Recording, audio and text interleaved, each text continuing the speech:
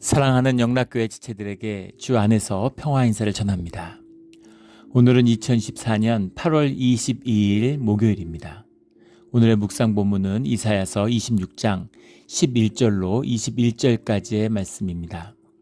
오늘 본문 말씀 26장 11절부터의 말씀은 이렇게 시작합니다.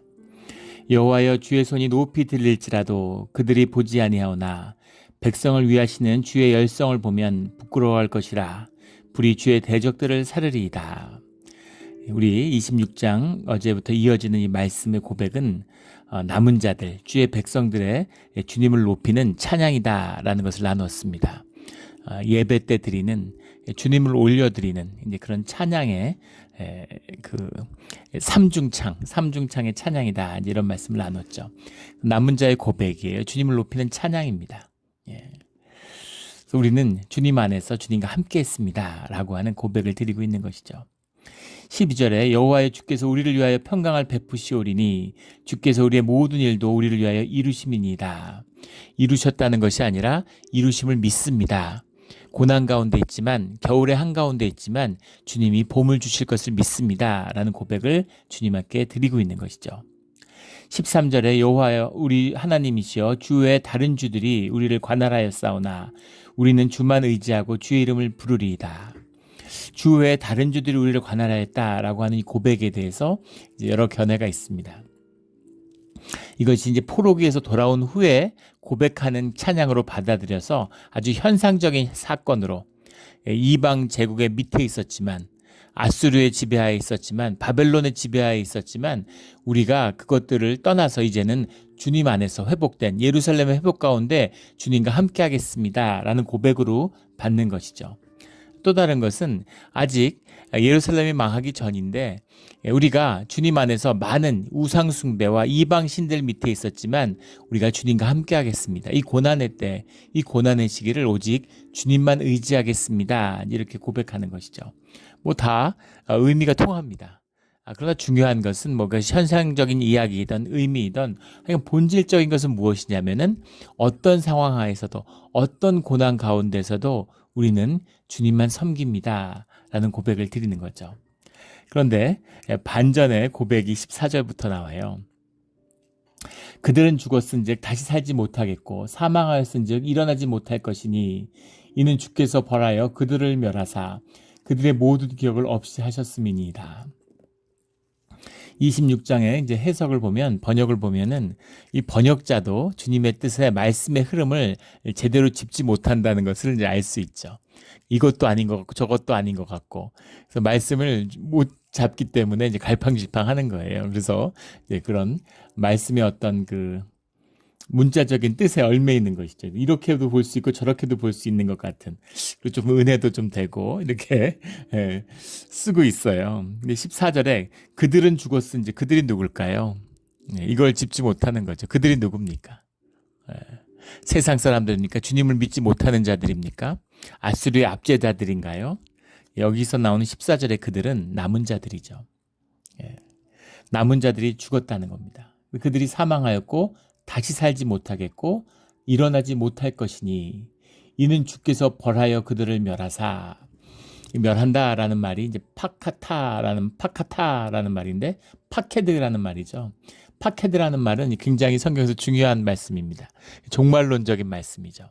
주님의 본질의 세계가 완전히 드러나서 이 물질의 세계, 현상의 세계는 완전히 소멸될 때 그 본질의 뜻, 주님의 소명의 뜻, 우리 존재가 각인되는, 존재의 의미가 밝혀지는 것, 이것이 주님의 심판, 마지막 때에 멸하는 거죠.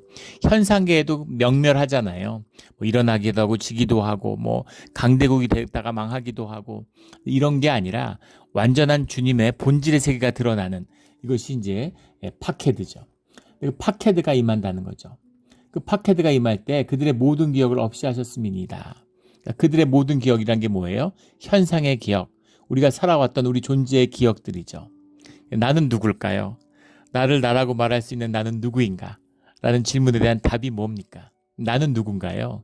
나는 나의 기억이죠. 나는 나의 의식이지만 나를 만드는 건 나의 의식을 통해서 각인된 나의 경험, 그 경험 속에 있는 나의 기억입니다. 근데 그 기억이 하나도 남은 것이 없군요. 이런 이야기죠. 다 잊혀져 버렸군요. 주님의 남은 자, 주님의 말씀을 붙드는 자, 주님과 함께하는 자들이 다 어디 있습니까? 다 죽었습니다. 이런 얘기예요. 그러니까 사실은 주님을 향한 원망과 항의의 뜻이 담겨 있는 거죠. 근데 이거를 받지 못하는 겁니다. 이걸 왜 받지 못할까요? 15절에 여호와여 주께서 이 나라를 더 크게 하셨고 이 나라를 더 크게 하셨나이다. 스스로 영광을 얻으시고 이 땅의 모든 경계를 확장하셨나이다. 이 말씀도 마치 하나님의 나라, 이 나라는 하나님의 나라인 것 같죠? 이 나라는 무슨 나라일까요? 이 나라는 아수르죠. 세상이 다 망했는데 잘 되는 건 아수르밖에 없군요. 아수르는 아주 극악한 제국이었습니다. 우리 여러 번 나눴지만 역사상 아수르만큼 제국 중에서 세계를 지배한 나라 중에서 아수르처럼 잔인했던 나라가 없어요. 우리 예전에 나눈 적 있죠. 뭐 일일이 그것을 다 뭐 옮길 필요는 없지만 사람들의 피부를 벗겨가지고 그걸 성벽에 바를 정도로 말 다 한 거죠. 뭐 더 이야기할 필요가 없는 잔악한 민족이었습니다. 근데 아수르는 승승장구하는 거죠. 승승장구하는 겁니다. 이게 뭡니까? 이런 거예요. 도대체 주님이 하시는 주님의 경륜은 도대체 뭡니까? 악인만 흥하고 의인들은, 주의 자녀들은, 남은 자들은 다 죽었습니다. 온갖 고난을 받고 온갖 죽을 고생을 했는데 결국 이게 뭡니까? 이런 항의를 하고 있는 것이죠. 그런데 이 핵심은 뭐냐면 16절에 여호와여 그들이 환난 중에 주를 앙모하여 싸우며 주의 징벌이 그들에게 임할 때 그들이 간절히 주께 기도하였나이다. 이 남은 자들입니다. 그들이죠.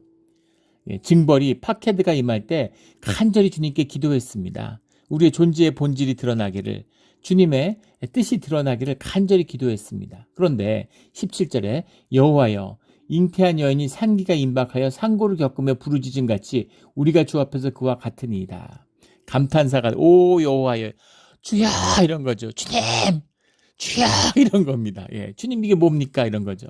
잉태한 여인의 상기가 임박하여 상고를 겪으며 부르짖음 같이 우리가 주 앞에 그와 같으니이다.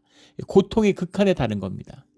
인간이 경험하는 가장 큰 고통이 애를 낳는 고통이라고 그러죠.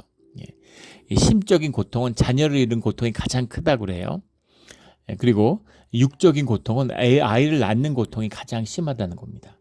아이를 안 낳아봐서 그 고통이 어떤 건지 이제 뭐 헤아리지 못하죠, 남성들은. 근데 엄마들은 다 기억하는 거죠.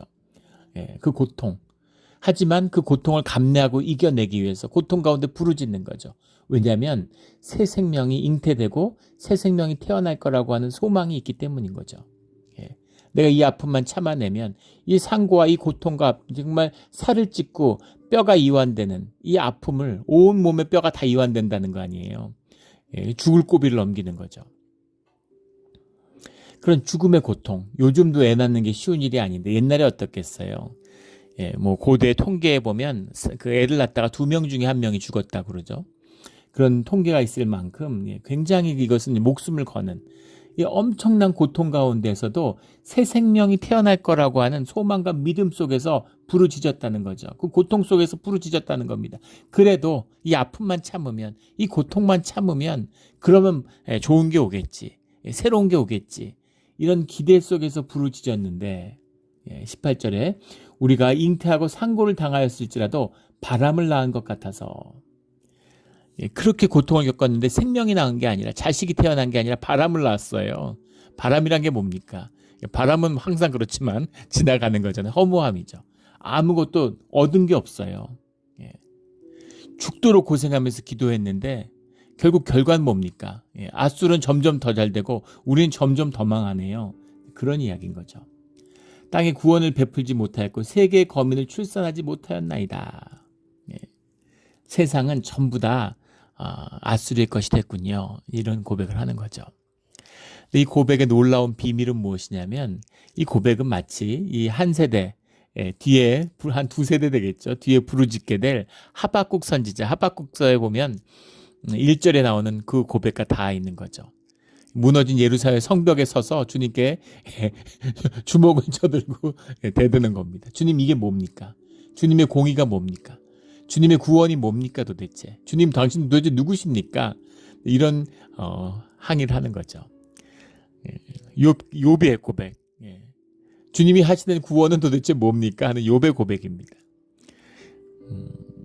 소돔과 고모라를 징계할 때 롯을 구하기 위해서 아브라함이 이야기하죠. 주님, 그 가운데 의인이 있으면 주님이 그것을 멸망하는 게 옳은 일입니까?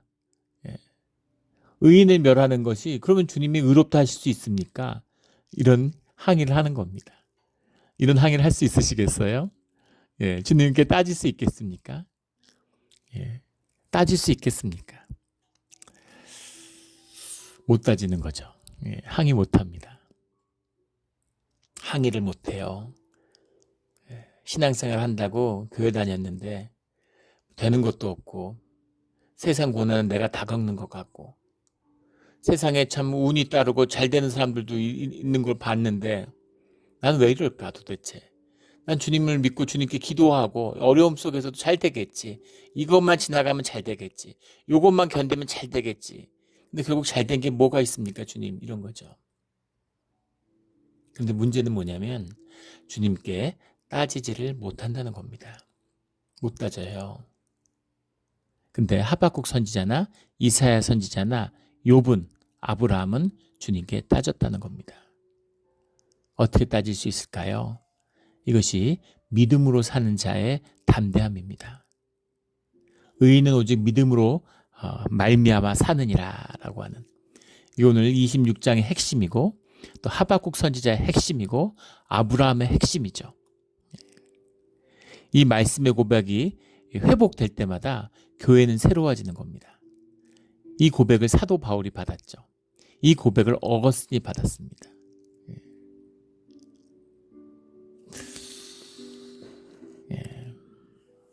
이 고백을 마틴 루터가 받은 것이죠. 그러면 교회는 새로워져요. 왜냐하면 우리가 주님과의 관계가 새로워지기 때문입니다. 믿음으로 사는 자들은 주님 앞에 이 고백을 드릴 수 있는 거죠.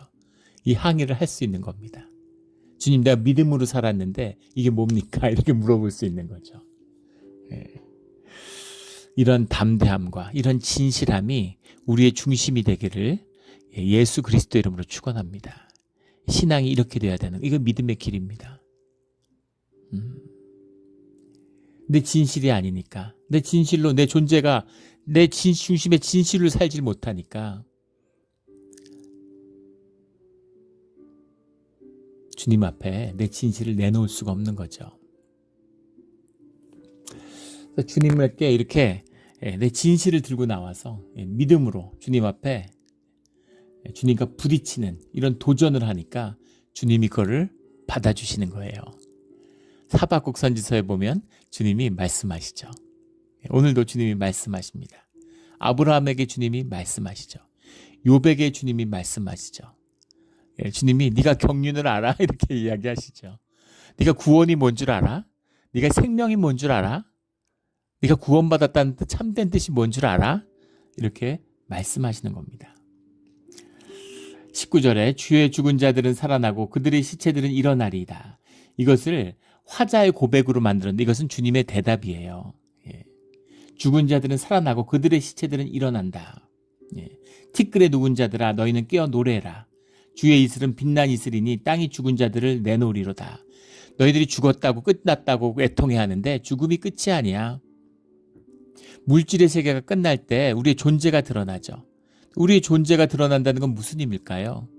우리의 존재를 기억하고 우리의 존재의 기억, 우리의 존재라는 건 결국 주님과 함께 만유와 함께 있다가 이 땅에 나온 것이잖아요. 주님이 그걸 거두시고 우리의 모든 삶의 경험 가운데 함께 하셨던 주님이 그것을 기억해 주시고 그리고 물질 세계가 소멸될 때 우리의 존재가 주님 안에서 부활한다라는 거죠. 티끌에 누운 자들아 너희는 깨어서 노래해라. 죽은 자들아 너희는 노래해라. 죽은 자들이 살아난다. 시체가 일어나는 걸 보게 된다. 이런 말씀이에요. 끝났다고? 현상이 멸하는 게 뭐가 그렇게 대수니? 잠깐 사는 인생인데 그걸 끝났다고 원망하냐? 너희가 영원의 세계를 아니? 너희가 생명의 세계를 아니? 너희가 부활을 아냐? 이게 얼마나 큰 축복인지 너희가 살아나서 나를 만날 때 오히려 감사함으로 나를 찬양하게 돼. 이 말씀을 주시는 거죠. 이 말씀을 주실 수 있는 분은 주님밖에 없습니다. 현상이 우리의 진실이에요. 그게 우리의 실제입니다. 거기서 망했는데 거기에 대한 그 원통함과 애통함에 대한 답을 줄 수 있는 분은 주님밖에 없어요. 주님만이 주실 수 있는 그 답을 주님이 주셨다는 겁니다. 주님 안에서 이 답을 얻어야 되는 것이죠. 이게 신앙의 답이에요. 이게 신앙의 길입니다. 우리가 마음으로 죽어서 천국 가겠지 교리적으로 그게 나의 중심의 그 진실이 아닌데 막 슬픈데 슬퍼하지도 못해. 천국 가는 거고 그건 기쁜 일이라고 교리적으로 막 세뇌되니까 또 사람들 보는 눈이 있으니까 죽을 맛인데 그래도 주님께 감사하죠 이런 식으로. 그게 아니라는 겁니다. 그 애통함으로 옷을 찢고 머리에 횟가루를 뒤집어 쓰고 주님께 부르짖는 것이죠. 주님 이게 뭡니까 도대체? 주님 하시는 일이 뭡니까 도대체? 주님이 네가 죽음 뒤에 티끌 가운데 나를 만날 때 그때 노래하게 되고 찬양하게 된다. 그때 구원이 뭔지를 알게 된다. 이런 말이죠. 주님이 우리를 인도하시는 섭리의 세계입니다. 예전에 우리 그 교회 청년인데 고등학교 때 이제 공부를 막 열심히 했어요. 기도도 열심히 하고 근데 막 공부하면서 열심히 새벽 기도하는 담임 목사님이 참 좋은 분이었는데 너는 공부나 열심히 하라고 기도는 내가 할 테니까. 근데 이 녀석이 기도도 열심히 하는 거죠. 그러면 그런 청년들이 잘 되면 얼마나 좋겠습니까? 대학에 떨어졌어요. 그렇게 기도 열심히 하고 40일 새벽 기도하고 막 그랬는데 떨어진 겁니다. 재수하면서 주님을 또 새롭게 만나고 또 주님이 인도하시는 연단하고 자기를 새롭게 이렇게 성장시키시는 주님의 은혜를 만났다. 이렇게 고백하면서 열심히 기도했습니다. 뻥이 아니죠. 진실이에요. 열심히 살고 열심히 공부해서 진짜 잘 될 줄 알았는데 대학에 또 떨어진 것이죠. 그래서 대학에 또 떨어지고 나니까 얼마나 낙심이 돼요. 많이 실망하고 많이 막 그렇게 방황하고 이러다가 또 그 주님께 부르짖고 주님의 은혜 가운데 주님을 만난 겁니다. 눈물을 흘리고 정말 주님이 이런 분이시구나 이런 걸 만나는 겁니다. 그래서 거기서 뭔가 거듭나는 것 같은 새로운 존재가 되는 것 같은 그런 깊은 은혜와 감격을 맛보고 이제는 주님의 이름으로 내가 뭘 얻고 내가 사실 마음속에 좋은 대학 갔다고 좀 뻗기고 싶고 주님의 능력을 힘입어서 믿음으로 내 현상의 성취를 이루고 싶은 내 욕심을 이루고 싶은 그런 마음이 있었노라. 그런 종교의 것이 자기에게 있었음을 만났다. 그래서 그걸 벗고 어디를 가든지 어떻게 되든지 이제 주님과 함께 하겠다라는 고백을 드린 겁니다. 다 된 것 같잖아요. 그쯤 됐으면 주님이 이제 은혜를 베푸실 때가 된 것이죠. 삼수를 했는데 대학에 또 떨어진 겁니다. 은혜가 있고 자기 실력보다 시험을 잘 보기도 하고 운이 좋기도 하고 좋은 대학들 척척 붙는데 그렇게 열심히 신앙생활하고 주님을 찾는데 대학에 정말 주님이 개입해서 떨어뜨리셨나 싶을 정도로 안 되는 거예요. 한국에서는 그렇죠. 삼수에서 떨어지고 이제 군대를 가게 된 겁니다. 더 이상 연장이 아니죠. 학생이 아니니까. 군대를 갔어요. 군복무를 지금은 군복무 얼마 안 되니까 1년 한 반 되니까 짧게 갔다. 예전에는 3년, 2년 6개월씩 갔잖아요. 3년 가까운 세월을 보내고 이제 나온 거죠. 이제 대학을 못 가나 보다. 이렇게 생각하고 있는데 이제 대학을 못 가고 대학을 가겠나 완전히 좌절한 거죠. 주님이 대학을 공부해서 지원하라고 기도하면 그런 마음을 주신다는 거예요. 그 마음이 주님이 주신 마음이 맞는지 대학을 가는 것이 맞는지 이제 그런 걸 의문을 가질 만큼 마음이 낮아지고 사실은 에고가 의식이 이제 산산조각이 난 거죠. 가슴 아픈 겁니다. 지금은 우리는 이제 나이가 50대, 60대가 되고 이러면 사실 그 아무것도 아니라고 생각하죠. 젊어서 삼수와 군대 갔다 오는 게 인생에 크게 큰 거냐. 근데 그 시절에는 심지어 대학 떨어지고 목숨을 끊는 청년들도 있잖아요. 그게 진짜 인생에도 너무 크고 막 인생이 무너져 내리고 끝장난 것 같은 그런 깊은 좌절을 맛본 거죠. 근데 이중의 좌절을 맛본다는 겁니다. 세상에 속해 살았으면 재수가 없다고 생각하면 되잖아요. 뭐 좋은 일도 있겠지. 근데 주님의 뜻 가운데 주님의 뜻을 받아들이고 주님이 우리 나와 함께 하신다고 믿고 주님과 동행했는데 그것을 주님 안에서 당한 아픔이기 때문에 이중의 아픔이고 더 깊은 아픔이죠. 주님이 풀어주시지 않으면 그게 어떻게 풀리겠어요. 예. 안타까운 건 세상에서 안 좋은 일을 당했으면 또 좋은 행운을 믿고 시작해 보겠는데 주님 안에서 좌절하고 나면 주님과 관계가 풀리지 않으면 어떤 일을 새로 시도해 볼 엄두가 나지 않는다는 겁니다. 더 깊은 시면의 좌절을 맛보는 거죠. 주님이 그런 실패와 좌절을 통해서 주님을 만나라고 이 땅에 부르신 거죠. 알아요. 알죠. 근데 아프고 무너져 있는 나의 삶의 실제는 힘이 없는 겁니다. 그래서 그 청년은 이제 결국 다시 공부해서 대학을 가고 이제 새로운 삶을 시작하게 됐어요. 주님께 감사하고 또 주님이 인도하시는 은혜의 삶을 만났다. 그 아픔 속에서 열심히 기도하고 주님께 더 가까워지는 시간이 됐다라는 고백을 합니다. 아름답죠. 그런데 결국 주님이 하시는 일은 뭔가라는 겁니다. 현상은 중요하지 않아. 주님을 만나는 게 중요해. 알죠. 그런데 주님을 알고 주님과 함께함으로 또 주님이 이 땅을 살아가게 하시는 주님의 뜻과 섭리가 있잖아요. 주님의 경륜은 뭡니까 도대체? 주님이 이 땅에서 이루시는 일은 뭡니까? 라는 거죠. 세상의 악당들, 주님을 모욕하는 자들, 안하무익의 죄인들, 이런 죄인들이 승승장구하는 걸 보면서 주님이 우리를 인도하시는 참된 길은 뭡니까? 이 세상을 산다는 의미는 뭡니까? 라는 질문을 던지게 되는 거죠. 주님은 그 질문을 던지라는 겁니다. 질문 필요 없고 너희도 교리 알잖아. 그거대로 살아. 이런 주님이 아니라 살아계신 주님은 그 질문을 들고 나한테 오라는 거예요. 너 인생의 그 진실을 가지고 네 아픔을 가지고 네 삶의 진짜를 가지고 와라. 이런 말씀입니다. 그러면 주님이 말씀하신다는 거죠. 주님의 말씀을 만날 때 그 말씀이 우리 삶의 답이 되는 겁니다. 살아계신 주님이 교리가 아니라 성경 지식이 아니라 이것이 이사야서 26장에 들어있는 정말 중요한 경륜의 비밀이에요.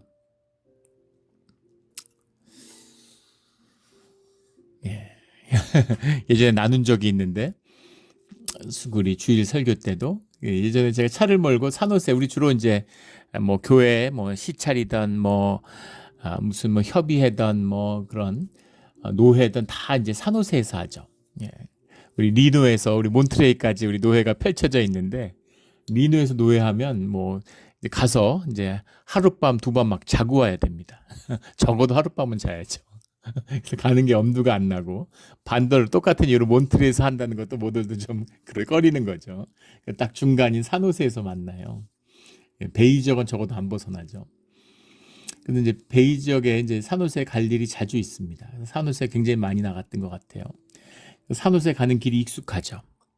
산호세를 나가는데 하도 나갈 때 보면 참 미국에 그 교통사고가 많이 나요. 그렇게 날 일이 없을 것 같은데 어떻게 이렇게 매일 쉬지 않고 사고가 나는지 신기할 정도죠. 비가 온 날은 사고를 안 본 적이 없던 것 같아요. 연쇄 추돌 사고가 항상 있는 것 같습니다. 그래서 이제 그 길을 잘 알지만 내비게이션을 항상 이제 틀고 가는 거죠. 근데 하루는 여기서 이제 156번을 타고 로컬 길을 쭉 나가다가 101을 타고 올라가는 거잖아요. 그래서 101을 타자마자 탔는데 바로 101을 벗어나라고 얘기하는 겁니다. 그래서 구글에 저항하려는 여러 번 시도를 하지만 결국은 구글이 옳았다는 수많은 경험을 통해서 구글의 말을 절대적으로 신뢰하죠. 근데 101을 타고 차들이 쌩쌩 달리는데 벗어나라는 거예요. 로컬로 나가라는 겁니다. 그래서 아닌데 뭐 잘못됐나 도저히 믿을 수가 없지만 나가라고 하니까 나간 거죠. 나갔습니다. 나가가지고 로컬 길을 가는데 계속 로컬 길을 그것도 잠깐 나가는 것도 아니라 완전히 밖으로 우회시키는 거예요. 밖으로 계속 가니까 산길로 막 올라가는데 몇 마일 안 떨어졌는데 여기 이런 데가 있나 싶을 정도로 시골인 겁니다. 깜짝 놀랐어요. 농촌이니까 뭐 그러려 쳐도 도로 상태 너무 안 좋고 막 난간도 없는데 막 산등성이 같은 걸 막 돌려서 넘어가는 거예요. 그래서 내가 잘못 찍었나? 예, 그 가는 목적지를 이런 생각도 들고. 그리고 언덕을 가니까 밑에 보이잖아요. 원원 쌩쌩 차들이 달리는 겁니다. 그러니까 막 돌아갈까 이런 마음도 들고 뭐 온갖 마음이 이제 복잡한 거죠. 그래도 한번 믿고 구글을 신뢰하고 믿고 한번 가보자. 그리고 가는데 가다 보니까 점점점 벗어났는데 이제는 돌아가도 너무 멀어진 겁니다. 그래서 오늘은 뭐 할 수 없구나. 예. 세상 말로 정말 똥 밟았구나. 이런 마음으로 체념하고 원망하는 마음으로 이제 가는 거죠. 할 수 없이. 그리고 거기선 더 이상 구글을 따르지 않으면 가질 못해요. 어느 길인지 전혀 모르고 처음 와본 길이니까. 뭐 지도도 없고. 그래서 그걸 따라서 꼬불꼬불한 산길을 계속 돌아 갔습니다. 그걸 돌아 가서 언덕을 넘어서 한 30분 갔는데 이제 내려가는 거예요. 예, 약속 시간에는 이미 늦을 것 같고. 예, 그래서 참 이런 날이 다 있네. 이런 마음으로 내려가는데 언덕을 넘어서 원호원으로 합류하라고 언덕을 넘는 순간에 그 밑에 컨테이너가 쓰러져 있는 게 보이는 겁니다. 컨테이너 차가 쓰러졌어요. 컨테이너가 땅에 떨어졌습니다. 도로에. 그 뒤로 지평선까지 차들이 막혀 있는데 차에서 사람들이 내려가지고 막 풀밭에 와서 소변 보고 그러고 있는 겁니다. 예. 그러니까 미국 아시잖아요. 예. 그런 사고가 한번 나면 그날 안에 이게 해결될 수 있을지 알 수 없습니다. 예. 적어도 한 8시간은 6시간 차에 이제 길에 있다고 봐야 되겠죠. 그리고 차가 꽉 막혀 있으니까 후진할 수도 없고. 그 가로 중앙 벽을 이제 헐어가지고 이제 차를 빼내는 식으로 경찰들이 나중에 그런 일을 하기 전까지는 벗어날 수가 없는 거죠. 근데 그걸 넘는 순간에 그걸 보면서 느꼈던 감격을 잊을 수가 없습니다. 우와하는 경탄이 나오는 거죠. 이랬구나.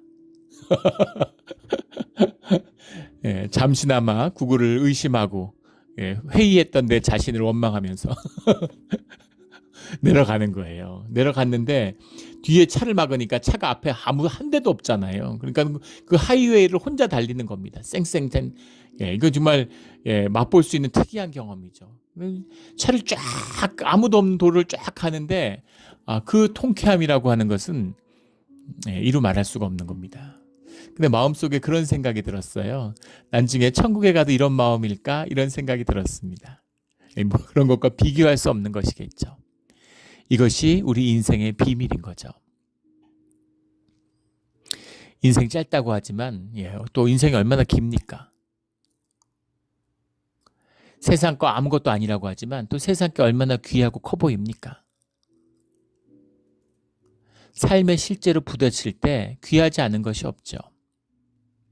그런데 진짜 삶의 진실은, 진짜 삶의 의미가 무엇이었는지는 그 가장 본질적인 구원의 답이 주님께 있다는 거예요.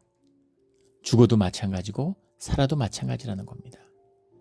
그런데 우리가 진짜 죽어서 우리의 물질이 모두 소멸돼 버리고 우리의 존재의 문제가 드러날 때 그때 느끼는 감격, 상상할 수 없는 것이겠죠. 그 존재. 그 한국에서 그 독립기념관장이 있죠. 독립기념관이 잘 돼 있는데 그 관장이 되는 사람들을 보면은 대부분이 독립운동가의 후손들입니다. 윤봉길 의사의 뭐 손녀가가 얼마 전까지 했죠. 근데 그 손녀가 뭐 어떻게 살았는지, 해방 이후에 좋은 시절에 태어나서 잘 자랐는데, 근데 할아버지가 윤봉길이라는 이유로 그 사람의 평가가 완전 달라지는 거죠. 무슨 얘기를 하려는 거냐면 반면에 친일파, 이완용의 손자다, 증손자다. 이완용의 손자, 증손자가 어떠한 삶을 사는지 모르겠지만 뭐 어떤 사람일지 모르는 걸 떠나서 그 자체로 수치죠. 그것만으로 숨어 살고 그것만으로 한국 사람들 앞에 드러내질 못해요. 존재가 수치스럽게 여겨지는 거죠. 현상의 것이고 육신의 것이고 물질적인 것이지만 그럼에도 불구하고 그 기억이 내 존재에 각인하는 수치의 문제가 있다는 겁니다. 하물며 현상의 것이 아니라 주님과의 관계 안에서 내 존재의 수치의 문제, 이거를 해결하는 방법이 뭐가 있겠습니까? 그걸 어떻게 씻을 수가 있을까요? 그것을 씻어주고 그것을 해결하는 것이 우리의 구원입니다. 물론 우리가 목마를 때 물 한 잔을 마시는 것도 주님의 구원이죠. 그러나 본질적인 주님이 하시는, 우리가 해야 될 수 없고 알 수 없지만 주님이 이루어 가시는 그 깊은 역사와 삶의 경륜이 있다는 거예요. 경륜이 있다는 겁니다. 그 경륜을 믿고 알지 못하지만 내가 납득하고 이해해서 따르는 건 순종이 아닙니다. 아무것도 아니에요. 내가 따라주거나 내가 따라주지 않거나 그게 뭐가 순종이에요. 주님을 믿고 이해가 되지 않지만 내 삶이 다 무너져 내리는 것 같지만 주님을 믿고 주님을 사랑하기에 주님의 길을 가는 것입니다. 그 주님은 그 길이 생명의 길이고 그 길이 복된 길이고 그 길을 통해서 너희가 구원을 받는다라고 우리에게 말씀하고 계시는 거죠. 20절 말씀에 내 백성아 갈지어다. 내 밀실에 들어가서 내 문을 닫고 분노가 지나기까지 잠깐 숨을 지어다. 이렇게 말씀하시죠. 21절에 보라. 여호와께서 하나님의 말씀이 임한 거예요. 그러자 그 문제, 그 삶에 주님께 던졌던 그 도전의 문제가 해결된 것입니다. 이게 비밀이죠. 이게 비밀이에요. 이걸 만나야 되는 겁니다. 이걸 만나야 돼요. 보라 여호와께서 그의 처소에서 나오사 땅의 거민의 죄악을 벌하실 것이라. 여기서 벌하실 것도 앞에 나왔던 파괴되죠. 끝이 있다는 겁니다. 주님이 끝을 내셔, 결론을 내셔 이 얘기죠. 땅이 그 위에 잦았던 피를 드러내고 그 살해당한 자들 다시는 덮지 아니하리라. 땅의 진실이 드러나는, 더 이상 no more cover up, 더 이상 땅은 덮는 곳이 아니라 땅이 증인이 되는, 땅이라고 하는 건 뭐예요? 이런 물질적인 땅을 의미하는 것이 아니라 현상세계, 이 땅의 모든 삶을 이야기하는 거죠. 그것이 우리의 삶에 대한, 우리의 존재에 대한 증인이 된다, 이런 말입니다. 그래서 땅에 대한 심판의 의미는 뭐냐면 땅의 회복이죠. 땅의 회복은 무슨 말이냐면 삶의 회복입니다. 생명의 회복이죠. 모든 섭리의 완성을 보게 될 것이다. 이 말씀을 주시는 거죠. 이게 너희의 끝이다 라는 겁니다. 아직 끝나지 않았어. 조금 더 참어 이런 얘기죠. 우리 섭리를 보는 날을 기다리며 또 이것을 먼저 만나고 주님의 음성을 들으며 이 답을 가지고 우리의 삶의 문제를 풀어내는 능력의 자녀들, 주님의 축복의 자녀들이 되기를, 남은 자들이 되기를 예수 그리스도 이름으로 축원합니다. 아멘. 기도드리겠습니다. 하나님 아버지 감사합니다. 이 환난의 때, 이 마지막 때에 주님의 남은 자가 되게 하셔서 주님의 섭리를 보게 하여 주시옵소서. 감사하며 예수 그리스도 이름으로 기도드렸습니다. 아멘.